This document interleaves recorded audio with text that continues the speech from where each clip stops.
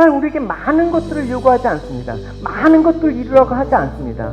근데 우리가 이루길 원하고 이렇게 해주시면 이렇게 하겠습니다. 그건 우리 생각이고 하나님 우리에게 요구하신 건 딱 그거 하나. 아버지 다윗의 행함과 같이 내 법도와 율례를 온전케 행하는 거, 따르는 거, 하나님 말씀 안에서 주님을 신뢰하는 거, 그거 한 가지만 요구하는 거예요. 예, 우리 열왕기상입니다. 열왕기상 9장 1절 9절까지 우리 함께 보시도록 하겠습니다. 우리 같이 교독하기로 할게요. 솔로몬이 여호와의 성전과 왕국 건축하기를 마치며 자기가 이루기를 원하던 모든 것을 마친 때에 하리라 하셨더라. 아멘. 네, 우리가 지난 시간에 솔로몬이 성전 건축에 관한 내용과 그 의미를 살펴보았습니다.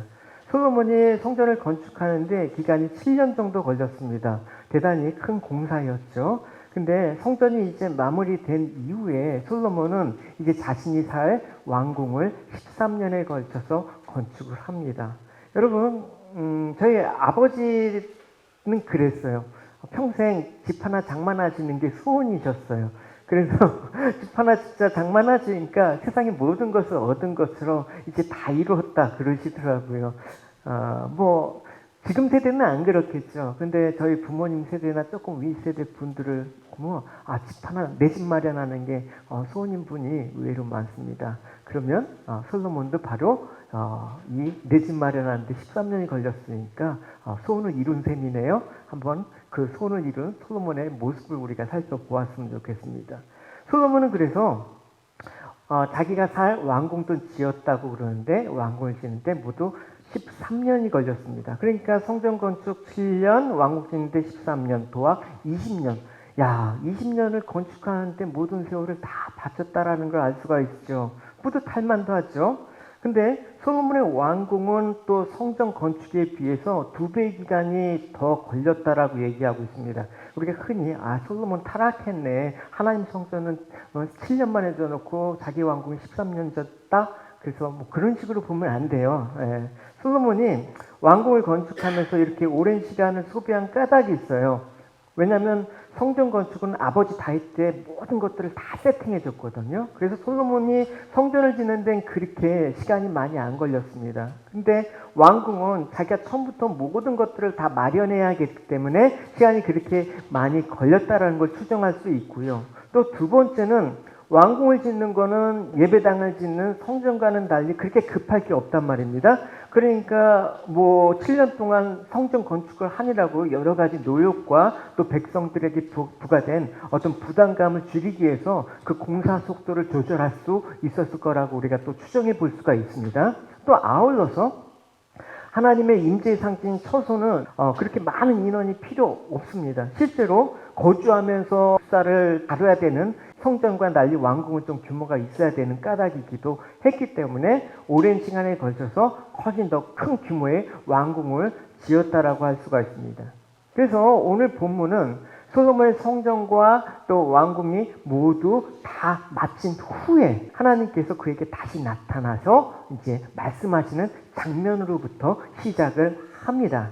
한번 보시면 솔로몬이 여호와의 성전과 왕궁 건축하기를 마치며 20년 걸렸죠. 자기가 이루기를 원하던 모든 것들을 마친 때 저희 아버지가 했던 말을 하고 똑같아요. 이제 다 이루었다. 여호와께서 전에 기브온에 나타나신 것 같이 다시 솔로몬에게 나타나셨대요. 그 2절에 보면 여호와께서 기브온에서 전에 나타나셨다라고 했는데 그때가 언제였어요? 솔로몬이 처음에 아버지로부터 왕위를 물려받았을 때 1000번째 제사를 드리고 하나님께 구했지 않습니까? 하나님, 이 백성을 잘 다스릴 수 있도록 지혜를 주십시오. 그렇게 하나님과 만남을 가진 후에 이제 하나님께서 20년 만에 솔로몬에게 다시 나타나셨습니다. 그래서 모든 건축을 마친 후에 하나님께서 말씀을 하셨죠. 무슨 말씀을 하셨을까요? 보시면 여호와께서 그에게 이르되 내 기도와 이 내 기도는 바로 솔로몬이 20년 전에 한 기도, 또 바로 8장에서 성전 건축하고 봉헌한 기도의 내용이라고 할 수가 있어요. 간구한 바를 들었은즉 내가 건축한 이 성전을 거룩하게 구별하여 내 이름을 영원히 그곳에 두며 내 눈길과 내 마음이 항상 거기에 있으리니. 그래서 나의 눈과 마음이 항상 성전에 있다라는 것은 무엇입니까? 내가 너희를 보살피겠다. 내가 너희를 책임지겠다. 항상 주님께서 살피고 계신다라는 걸 눈이 성전에 있다라는 걸로 하나님께서 말씀을 하시는 것입니다. 하나님이 솔로몬에게 이 말씀을 하신 건 솔로몬이 8장에서 성전 건축을 한 다음에 봉헌하면서 했던 기도의 내용의 응답이기도 해요. 그럼 솔로몬이 어떤 기도를 했는지 보시면 하나님께서 그 기도에 정확하게 응답하셨다는 걸 알 수가 있죠. 들어가서 8장에 보면 성전 건축을 한 다음에 봉헌식에서 솔로몬이 기도하는 장면이에요. 주께서 전에 말씀하시기를 내 이름이 거기 있으라 하신 곳 이 전을 향하여 주의 눈이 주야로 보옵소서. 그죠? 종이 이곳을 향하여 비는 기도를 들어주십시오. 하나님께서 눈을 항상 이 성전을 향해서 보아주세요. 이 솔로몬의 기도에 정확하게 하나님께서 응답을 하셨다라는 것입니다. 이제 그러면 하나님께서 내가 내 눈을 이 성전에 두리라고 말씀하시지 않았습니까? 그러면 눈에 두어서 하나님께서 어떻게 하신다고 얘기하겠습니까? 그러면 너는 내가 이렇게 성전에 눈을 두고 있으니까 너는 이렇게 해야 돼. 그래서 솔로몬에게 하나님께서는 앞으로 행해야 될 그 일들에 대해서 말씀을 하십니다. 보시면 같이 읽어보겠습니다. 자, 내가 만일 내 아버지 다윗이 행한과 같이 마음을 온전히 하고 바르게 하여 내 앞에서 행하며 내가 내게 명령한 대로 온갖 일에 순종하며 내 법도와 율례를 지키면 내가 내 아버지 다윗에게 말하기를 이스라엘의 왕에 오를 사람이 내게서 끊어지지 아니하리라 한 대로 내 이스라엘 왕위를 영원히 견고하게 하리라. 하나님은 솔로몬에게 요구를 했습니다. 뭐냐면 다윗처럼 아버지 다윗처럼 온전하게 하라. 아까 우리 찬양에 다윗처럼 춤을 추면서 전심으로 주를 즐거워하라. 이게 뭐냐면 다윗이 왜 다윗처럼 온전하라고 얘기하냐면 사람으로 보면 그렇지 못하죠. 아버지 다윗은 사실은 간음을 하고 살인한 사람인데 그것처럼 온전하게 하라면 말이 안 되죠. 근데 다윗은 하나님께서 원하시는 심령이 뭔지 알았어요. 그게 뭐냐면 상한 심령을 찾으시는 분이다. 상한 심령이라는 건 온전하고 완전한 말씀은 오직 주님께서 자기 언약을 신실하게 이루신 분이다라는 것들을 믿는 그 마음. 내가 죄인되일지라도 하나님께서 나를 건지시리라는 그 확신. 그런 걸 다윗의 온전한 마음이라고 표현하고 있습니다. 그래서 하나님께서 너가 이제 이 성전을 향해서 내가 눈을 둘 텐데 아버지 다윗이 했던 것처럼 언약에 관련돼서 너가 성실하게 행하면 너도 아버지 다윗의 언약이 너한테도 유효하리라 라고 얘기를 한 거예요. 그러면 다윗에게 했던 언약은 동일한 거죠. 아버지 다윗에게 이런 말을 했어요. 내 집과 내 나라가 내 앞에서 영원히 보존되고 내 위가 영원히 견고하리라. 어떨 때 내 법도와 율례를 잘 지키면 그렇게 한다. 그러면 이 솔로몬에게도 이 언약은 그대로 유효하단 말입니다. 성경은 항상 커버넌트, 언약의 책이에요. 하나님의 언약은 그때 당시가 아니라 항상 지금 나에게 유효하다라는 걸 알고 믿는 자에게 복이 되는 거예요. 할렐루야. 그래서 하나님께서 주신 이 언약의 말씀은 오늘날 나의 삶에 그대로 적용될 때 이 솔로몬에게 한 하나님의 축복은 동일하게 나에게도 적용이 되는 거예요. 이건 솔로몬이 특별해서가 아니라 하나님의 언약에 대한 신실함은 모든 사람에게 동일하다라는 것을 우리가 잊지 말아야 되는 거예요. 이제 솔로몬에게 바이시에 행했던 것처럼 당신의 법도와 율례, 언약의 말씀을 따라서 살 것을 요구한단 말입니다. 그래서 4절에 보시면 만일 if라는 조건절이 나오잖아요. 조건절이란 말은 뭡니까? 이 언약에는 조건이 따른다라는 것입니다.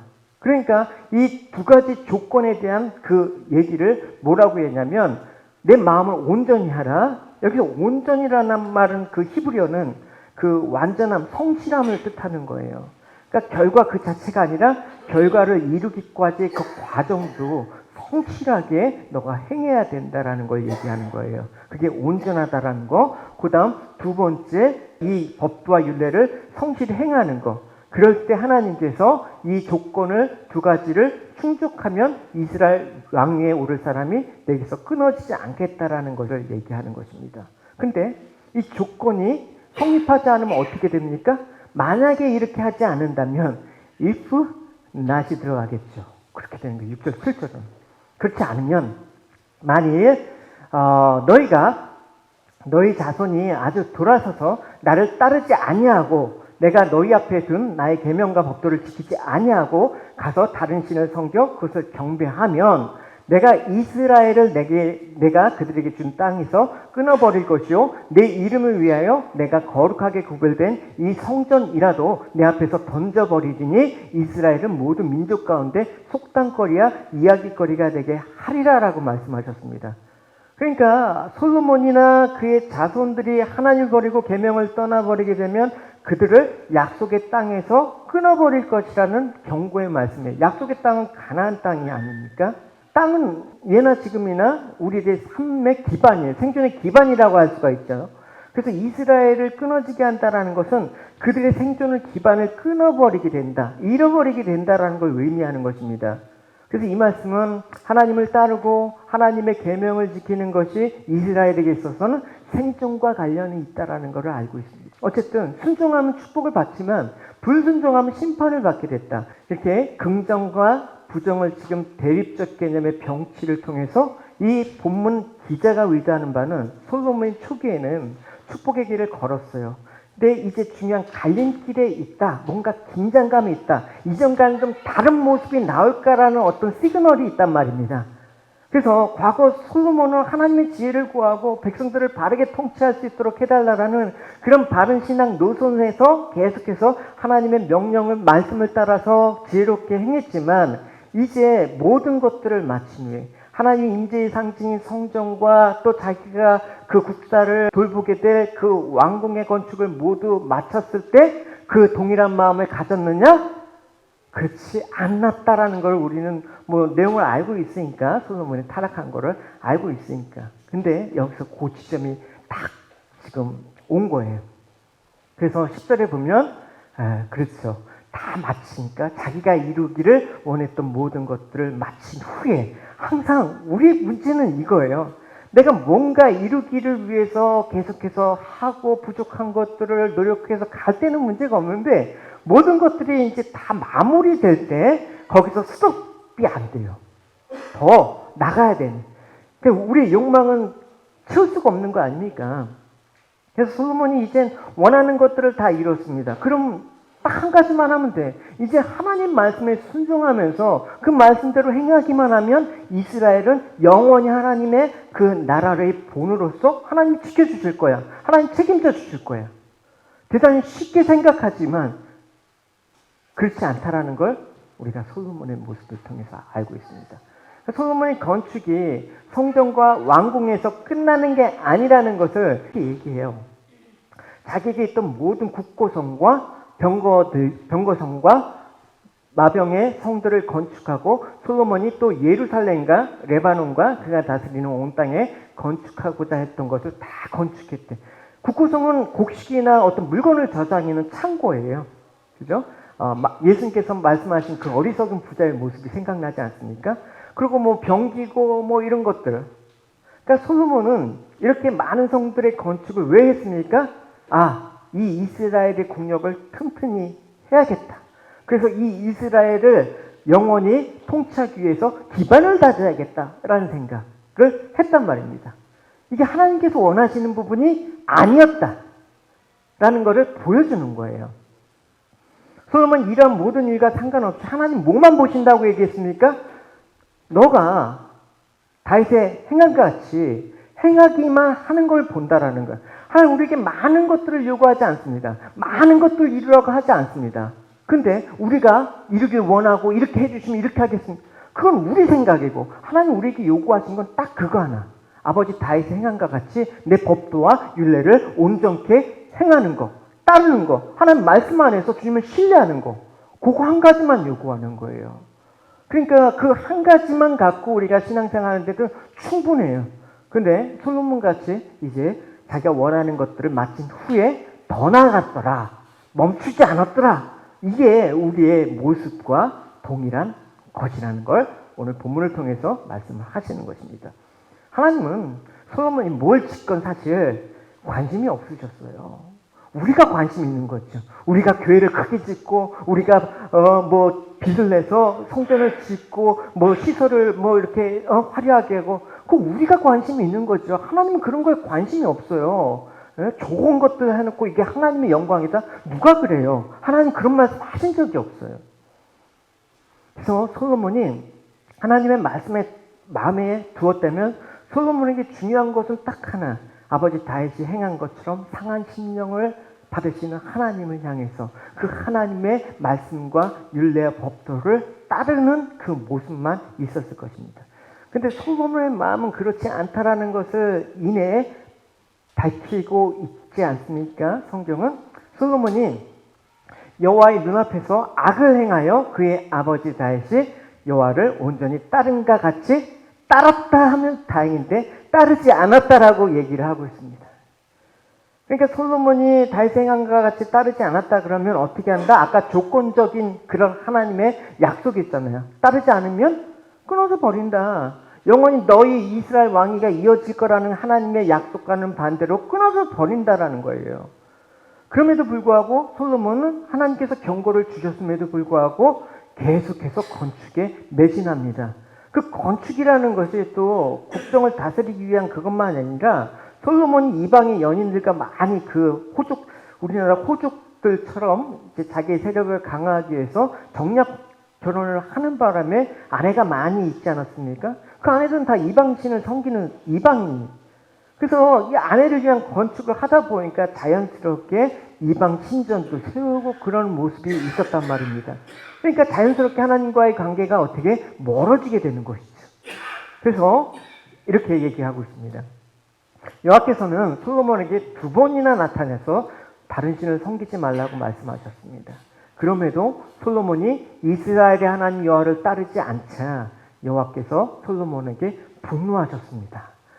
여호와께서는 솔로몬에게 다른 신을 따르지 말라고 명령하셨지만 솔로몬은 여호와의 명령에 복종하지 않았습니다. 그래서 하나님 분명히 내가 보겠다. 아버지 다윗처럼 너가 행하느냐. 그거 보겠다. 근데 솔로몬은 하나님이 원하지 않는 뜻을 하나님의 영광인 것처럼 생각하면서 온 힘을 쏟았다라는 걸 알 수가 있습니다. 물론 이로 인해서 이스라엘 국력이 강해졌어요. 외적으로. 실제로 주변 나라가 그 이스라엘의 강성함을 보고 조공을 바칠 정도로 그 번성을 했습니다. 10장의 내용을 보면 솔로몬의 명성이 얼마나 대단한지 알 수 있지 않습니까? 자, 이집트의 그 시바의 여왕이 또 찾아와 갖고 솔로몬에게 예물을 주면서 그 지혜를 볼 정도로 대단했습니다. 그러니까 세상이 원하고 꿈꾸던 모든 것들을 누렸던 사람은 바로 솔로몬이야. 우리는 이걸 부러워하죠. 우리가 솔로몬을 부러워한다라는 걸 어떤 측면에서 부러워한다고 얘기하면 이걸 부러워해요. 항상 그래서 우리는 세상을 담고 싶어해요. 솔로몬처럼 살고 싶다라는 희망을 가져요. 그렇기 때문에 솔로몬처럼 내가 많이 가져야 되는데 내가 소유가 적다 그러면 스스로가 초라하게 느껴져. 또 그 자기에게 맡기신 하나님의 일에 대해서 감사하고 충성을 다해야 되는데 내가 하는 일에 대한 책임감도 없어지고 즐거움이 소멸되는 것입니다. 현재는 하나님이 허락하신 선물이잖아요. 그럼에도 불구하고 현재를 내 인생의 그런 낙으로 삼기 위한 내 주체의 그러니까 내가 주체가 돼서 이루어야 된 어떤 거로 보이니까 항상 불만이 되는 것이죠. 그러니까 자기 인생에 이렇게 집착해버리잖아요. 그럼 뭘 잊어먹어요? 하나님의 은혜와 하나님의 긍휼이 잃어버리는 거예요. 하나님의 은혜가 우리와 함께 늘 한다라는 게 얼마나 인생의 복된 가치인가를 잊어버리는 거예요. 참된 가치를 잃어버리고 사는 삶들이 여러분 행복한가요? 그걸 행복이라고 말하는 건가요? 그렇지 않습니다. 그래서 그것들을 이제 깨닫지 못하는 사람들을 보고 에베소서는 사도 바울이 이렇게 얘기했죠. 그들은 하나님의 은혜와 긍휼, 늘 하나님의 보살핌을 받았음에도 불구하고 그걸 깨닫지 못한대. 듣기도 거부한대. 하나님이 계속 솔로몬에게 2번이나 나타나서 그러지 마라. 다 일러셨잖아요. 근데 듣기도 거부하는 거예요. 그러니까 하나님의 뜻도 알 수가 없지. 그들에게는 하나님의 생명이 없어요. 그들은 부끄러워할 줄도 몰라서 악한 일을 일삼고 점점 더 방탕한 생활 속으로 빠져들고 있다라고 얘기하고 있습니다. 우리가 여기서 방탕한 생활에 빠져든다고 얘기했을 때 이런 상상을 하죠. 아, 도박, 술, 여자 이런 문란한 삶들을 예상하는데 방탕이란 말을 우리가 생각할 때 제일 먼저 떠오르는 인물이 있어요. 누구냐면 돌아온 탕자 이야기 있지 않습니까? 누가복음에 그 탕자를 떠올립니다. 이 사람이 아버지 밑에 있었다가 있기를 싫어해요. 그래서 자기 마음대로 살고 싶어서 아버지 죽을 때 미리 제 유산 땡겨주세요 하면서 유산을 받아갖고 집을 떠난 아들의 삶들이 어떠했습니까? 이렇게 나와 있어요. 여기 나오죠. 방탕한 생활. 며칠 뒤에 작은 아들은 모든 재산을 모아서 먼 마을로 떠나버렸다. 거기서 그는 방탕한 생활을 하다가 재산을 다 날려버렸다. 우리가 이제 여기서 추론을 한단 말입니다. 아, 작은 아들이 방탕한 생활을 했으니까 아버지 재산을 가지고 도박하고 술 먹고 여자 문제로 이렇게 자꾸만 연결해서 방탕한 생활을 하는데 성경에 그런 얘기가 어디 있어요. 방탕한 생활이라는 걸 우리가 그런 쪽으로 연관해서 하는데 성경에는 그런 얘기가 없어요. 방탕은 원래 의미는 낭비하다라는 의미예요. 그러니까 헛된 일에 사용하다라는 걸 방탕하다라고 얘기하고 있습니다. 근데 정작 자신은 방탕한지 몰라. 아, 내가 얼마나 성실한데, 내가 얼마나 착한데, 내가 얼마나 남한테 좋은 마음으로 이렇게 대하는데, 근데 이걸 방탕이라고 우리는 생각지 않은데 성경은 그런 것도 방탕의 범죄에 포함되고 있다는 걸 알아야 되는 거예요. 뭐냐? 감각이 없는 거. 하나님에 대한 감각이 없어진 걸 방탕이라고 얘기해요. 그러니까 방탕은 생명에서 떠나 사는 걸 말하는 거예요. 세상에서 아무리 열심히 살고 성실하게 남한테 인정받으면서 자기 업적을 사면서 자기 집 장만하고 살면서 살아도 하나님 떠나 살면 그걸 뭐라고 한다? 방탕한 삶이라고 얘기하는 거예요. 그래서 솔로몬의 삶들은 어떻게 방탕한 삶이라고 할 수가 있는 것입니다. 하나님 말씀을 따르지 않고 하나님을 떠난 삶들을 방탕한 삶이었다 그러면 솔로몬은 하나님 말씀을 전혀 따르지 않았습니다. 이런 솔로몬에게 성경은 어떤 평가? 하나님은 어떻게 얘기를 하십니까? 보시면 그래서 여호와께서는 솔로몬에게 너는 나와 맺은 언약을 어겼고 내 명령을 따르지 않았다. 방탕했다라는 거죠. 그러므로 나는 내 나라를 너에게서 빼앗아 내 신하에게 줄 것이다. 내 신하는 여로보암을 뜻하는 거예요. 여로보암이 이제 10개의 지파 아야 선지자의 예언을 받아서 10개의 지파를 데리고 북이스라엘로 가는 거예요. 그리고 솔로몬의 아들 그 르호보암이 이제 남고 그래서 나라가 두 개로 갈라지죠. 솔로몬의 그 사후에. 어쨌든 솔로몬이 어떤 업적을 세웠던 간에 상관없이 솔로몬은 하나님 말씀에서 벗어난 자예요. 방탕한 자란 말입니다. 언약에서 벗어나고 방탕한 삶을 사는 사람의 결과는 무엇입니까? 결국 마지막은 심판이라는 것을 얘기해 주는 거예요. 이게 분명히 하나님 말씀이지 않습니까? 그래서 우리는 항상 살아갈 때 마지막에 대한 그런 결론을 항상 품고 살아가는 거예요. 마지막이 어떻게 될지 몰라. 앞으로 어떻게 될지 몰라. 그럼 우리가 할 말은 아니에요, 사실은. 우린 마지막이 어떻게 되는지 너무나 알고 있어요. 성경이 말하는 그대로. 그러니까 마지막을 우리 기억에서 지워버리고 살면 안 돼요. 그렇게 되면 어떻게 되나요? 세상을 바라보고 사는 것이죠. 때문에 우리 눈에 들어오는 거는 십자가에서 벗어난 채 멸망의 자리에서 살아가는 세상이 아니라 내가 원하고 내가 소유하고 내가 이루는 사랑, 세상을 꿈꾸면서 늘 세상의 어떤 것들을 부러워하면서 살아가는 거예요. 내 인생이 정말 이 세상에서 부러움 없이 살았으면 좋겠다. 예수만으로 여러분 부끄럽지 않은 삶을 살아야 되는데 그러지 못한 것을 솔로몬이 보여주고 있습니다. 솔로몬이 부족한 게 뭐 있었습니까? 근데 이 부족함 없는 솔로몬이 태도는 뭡니까? 하늘의 은혜, 그것처럼 값진 게 뭐가 있어요? 근데 이 하나님의 은혜는 귀하다고 얘기하면서 사실 값싸게 여기는 거야. 우리의 신앙생활, 우리의 믿음, 하나님의 향한 우리의 충성 이런 것들을 되게 값어치 없게 여겨요. 실질적으로는 고백은 그렇게 안 하지만 마음적으로는 그래요. 그래서 우선순위는 항상 주님을 신앙하는 게 후순위가 돼버리는 거야. 그런 모습이 솔로몬에게서 볼 수가 있어요. 보시면 솔로몬이 이제 20년 동안 건축을 하지 않았습니까? 근데 건축을 하는데 조력자가 있었어요. 두로의 히람 왕이 아버지 다윗 왕과 관계가 되게 좋았거든요. 그러니까 그 아버지의 그 좋은 관계를 생각해서 아들한테 아낌없는 지원을 해줬어요. 그래서 솔로몬이 뭐가 필요하다 그러면 뭐 목수도 보내고 건축자재도 보내고 금과 모든 자원을 다 솔로몬에게 줬단 말입니다. 그럼 이제 20년 동안 건축이 마쳤으면 히람 왕에게 뭔가 대가를 줘야 됐을 거 아니에요. 그 대가를 이제 솔로몬이 주게 되는 거예요. 오늘 9장에 이제 오늘 본문 다음 패러그래프에 있어요.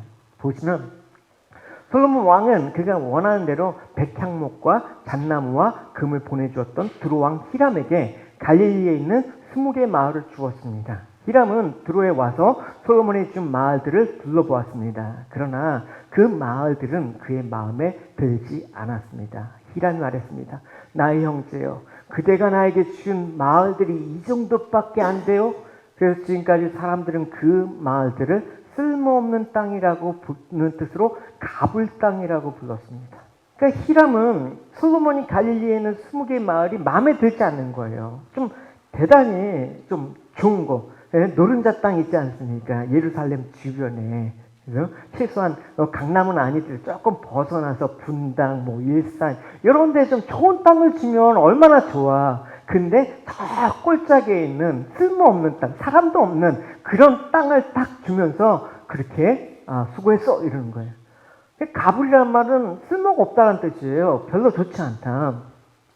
그러니까 결국 뭐냐? 솔로몬이 갈릴리에 있는 20개의 마을을 히람에게 준 것은 뭐냐? 갈릴리 땅을 솔로몬이 귀하게 여기지 않았다는, 그건 없어도 되는 거야. 근데 그 갈릴리 땅은 어떤 땅이에요? 하나님께서 이스라엘 백성에게 기업으로 준 땅이란 말입니다. 그 기업으로 준 하나님의 기업을 쓸모없다고 여기는 거야. 야, 그거 쓸모없으니까 그냥 당신이 가지셔. 히람도 보니까 그 시골, 그 촌동네 아무런 쓸모가 없는 땅을 준 거기 때문에 준 것처럼 여긴 거예요. 그러니까 탐탁치가 않은 거예요. 갈릴리 땅은 하나님께서 이스라엘 주신 언약의 땅인데도 불구하고 그런 기업을 이방인인 히람에게 건축에 대한 대가로 지불했다는 것은 솔로몬이 하나님께서 주신 은혜, 하나님이 주신 약속, 하나님이 주신 기업에 대해서 얼마나 하찮게 여기는지 안다라는 거예요. 오늘날 교회에서 우리가 하나님의 그 사랑, 하나님의 평강, 하나님의 기쁨, 하나님의 그 선하심 이런 것들 얘기하면 하찮게 여기는 거야. 그거 너나 가져라. 이게 솔로몬이 지금 갖고 있는 마음 심보예요. 히람도 당연히 이방인이니까 좀 좋은 거 주지. 사실 이게 갈릴리 땅이 어디예요? 예수님께서 거기서 갈릴리 땅에 가셔갖고 잘하신 곳 아닙니까? 사역하신 곳 아닙니까? 이방의 빛을 그 예수님께서 그 갈릴리 땅에서 복음을 전하신 현장 아닙니까? 얼마나 귀한 땅이에요, 사실은. 그리고 예수님께서 부활하신 후에 제자들에게 어디로 가라고 했어요? 갈릴리에 가라 있어라. 내가 부활한 후에 갈릴리로 가리라. 그 땅은 사망의 땅이 아니란 말입니다. 인간이 보기에는 가장 하찮고 쓸모없는 땅이라고 할수록 갈릴리 땅은 예수님께서 직접 그 말씀을 이루시기 위해서 사역하셨던 현장이고 부활하셔서 제자들에게 찾아가신 아주 기쁨의 현장이란 말이에요. 그런 거 알리가 있나? 눈에 보기에 그냥 가치가 없는데. 그러니까 하나님의 것에 대해서 귀하게 여겨야 되는 거예요. 세상과 비교해서 뭐 가치, 이게 어떤 물질적 가치를 자꾸 환산해 버릇을 하는데 그건 아주 못된 태도예요.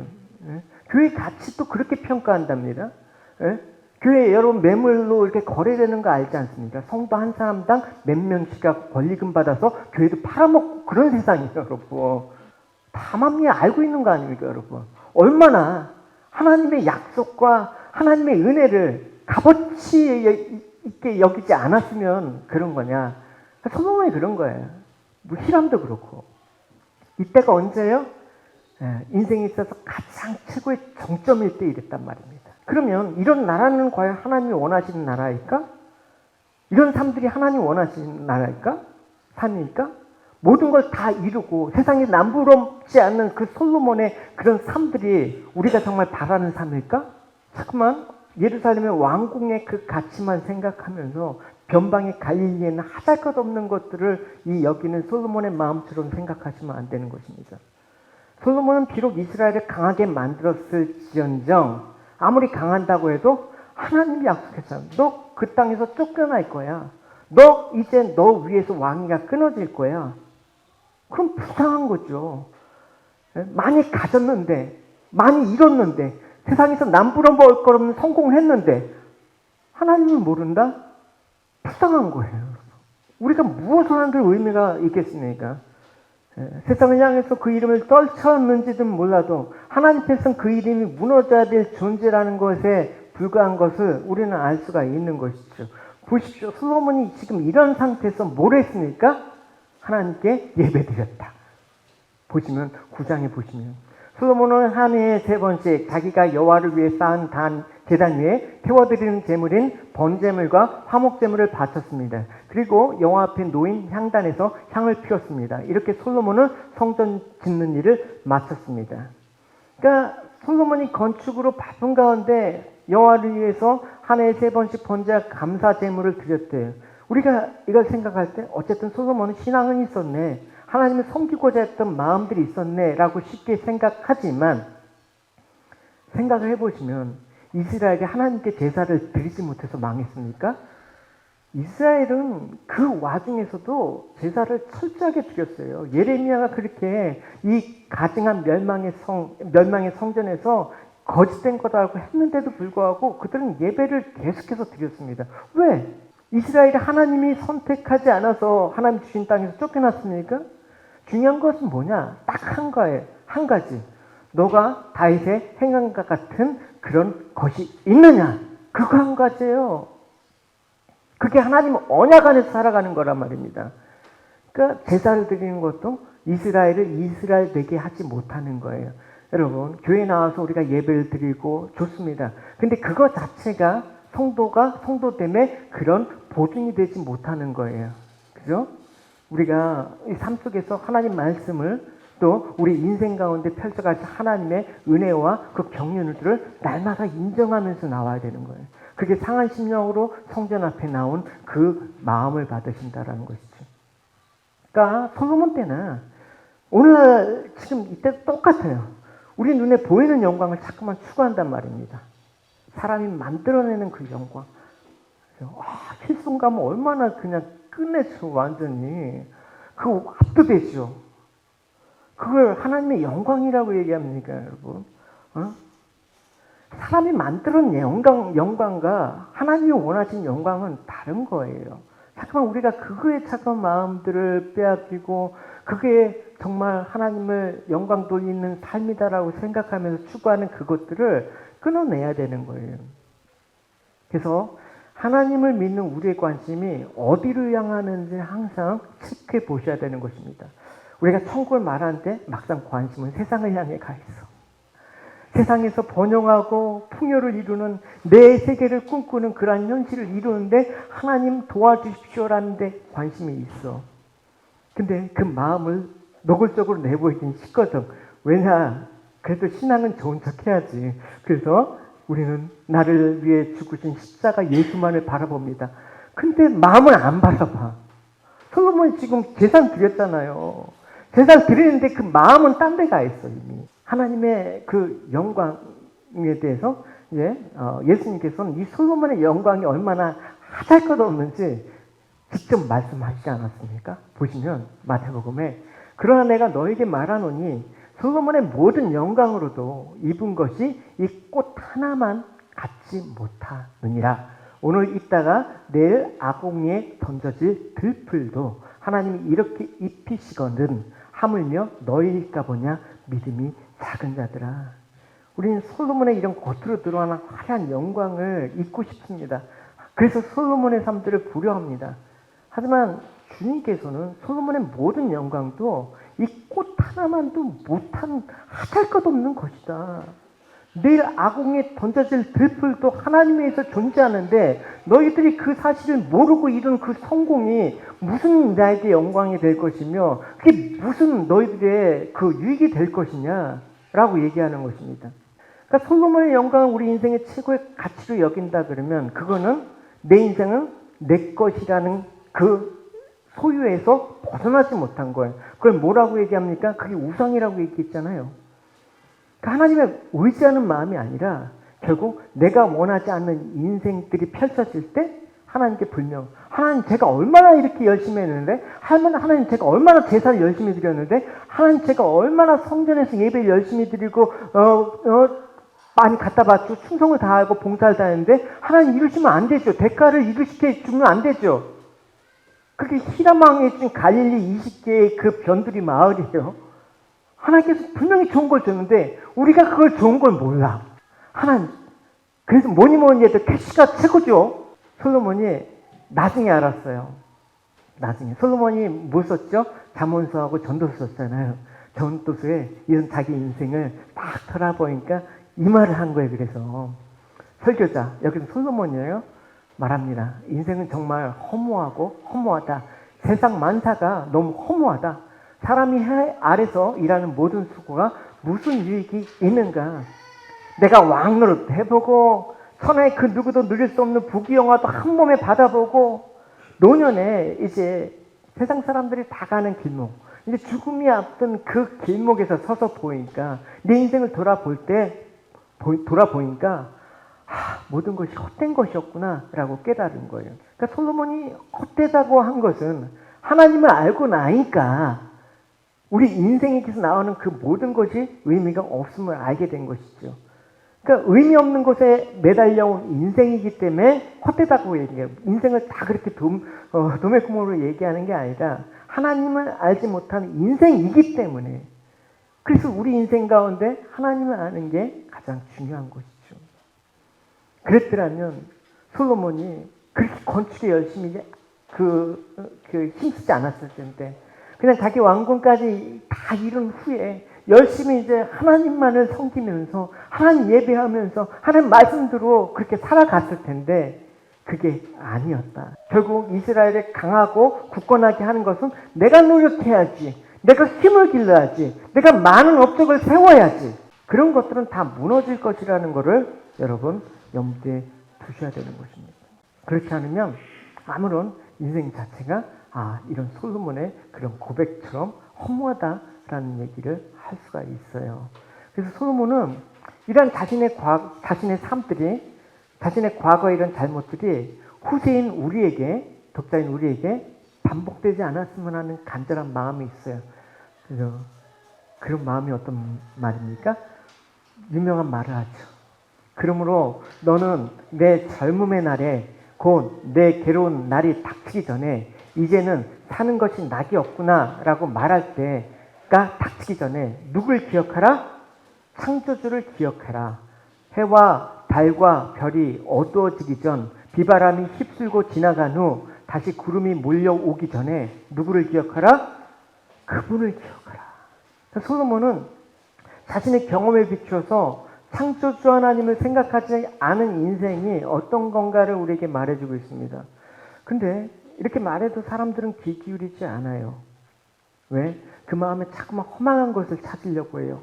생명에서 떠난 채 내 행복을 찾는 방탕한 삶의 길로 부지런히 가고 있을 뿐이라는 것을 우리는 보게 되는 거예요. 그래서 성경에는 분명히 얘기하고 있습니다. 우리가 이 땅을 살아갈 때 믿음으로 사는 삶의 방식과 세상에서 인간의 노력으로 사는 삶의 방식을 얘기해요. 우리 이 두 가지를 믹스하죠. 노력도 하고 믿음으로 살아. 이게 대단히 멋진 말인데 사실은 대단히 또 주의해야 될 말이기도 해요. 잘 보세요. 하나는 애굽 땅의 방식이고 하나는 가나안 땅의 방식이에요. 근데 같은 땅에서 살아가는데 살아가는 방식이 전혀 다르다라는 거예요.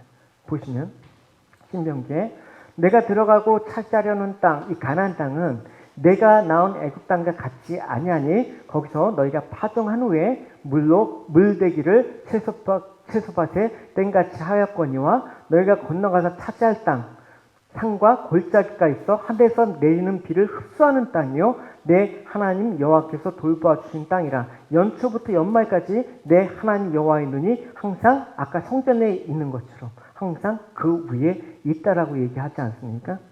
애굽 땅과 가나안 땅이 전혀 다르다 애굽 땅은 파종한 후에 물로 발로 이렇게 수차 같은 거 대면서 물을 대는 거예요.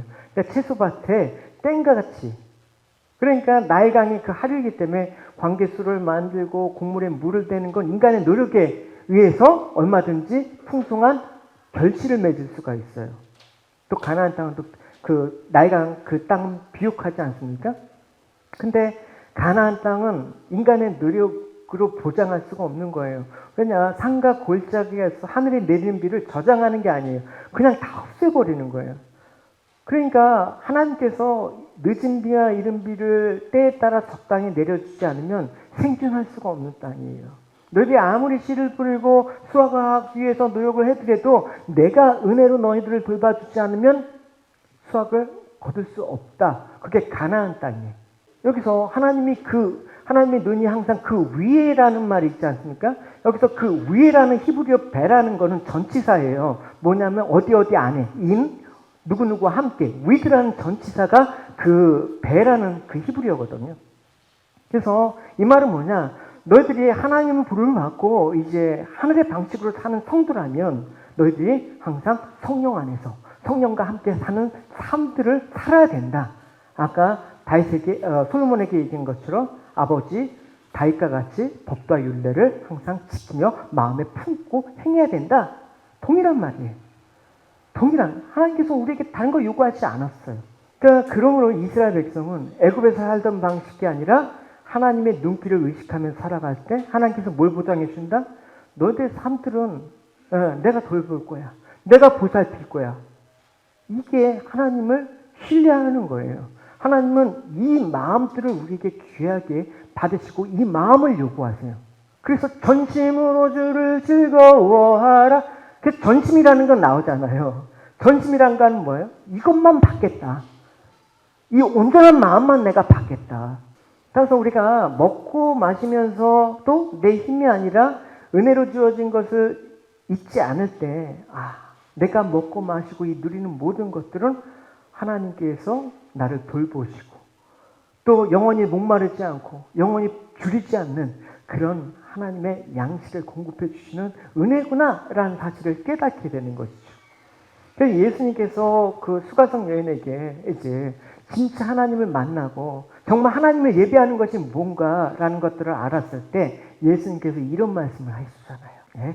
예수께서 대답하여 이르시되 이 물을 마시는 자마다 다시 목마르거려니와 이 세상의 물이에요. 내가 주는 물을 마시는 자는 영원히 목마르지 아니하리니 내가 주는 물은 그 속에서 영생하도록 솟아나는 샘물이 되리라. 할렐루야. 여러분, 하나님은 성령 안에서 자기 백성을 이렇게 돌보시는 하나님의 돌보시고 우리를 지키시고 우리를 돌보시고 계심을 여러분 항상 잊지 않고 사신 여러분이 되시길 바래요. 할렐루야. 항상 성령으로 충만하셔야 돼요. 항상 주님 앞에서 부족함 없게 하시는 하나님의 손길을 느끼셔야 돼요. 그럴 때 하나님, 내가 주님만으로 족합니다. 이 마음이 여러분의 삶들이 매일매일 여러분의 삶들로 이어져가는 그 일이 있기를 바랍니다. 할렐루야. 그리스도 은혜 안에서 여러분 마음이 항상 기쁨으로 이렇게 채워가는 삶들이 되길 축원합니다. 우리 같이 함께 찬양 드리시도록 하겠습니다.